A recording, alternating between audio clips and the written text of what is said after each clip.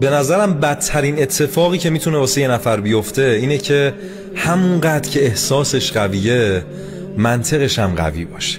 خیلی سخته. بهشون میگن آدمای منطقی احساسی.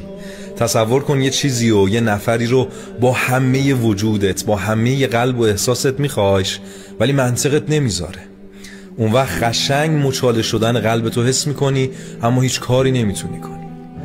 داستان میدونی کجا دارکتر میشه؟ اونجایی که وقتی تو اوج احساساتتی از بیرون متهمت میکنن به بی احساس بودن، هیچکی آشوب قلبتو نمیبینه. و دارکترین قسمت ماجرا اینه که نتیجه جنگ بین عقل و عشقت فقط یه چیزه: تنهایی. چقدر قشنگ میگه شباهت من و تو هرچه بود ثابت کرد که فصل مشترک عشق و عقل تنهایی است. امیدوارم یا منطقی باشید یا احساسی، چون منطقی پر احساس فقط و فقط درد میکشه. آره.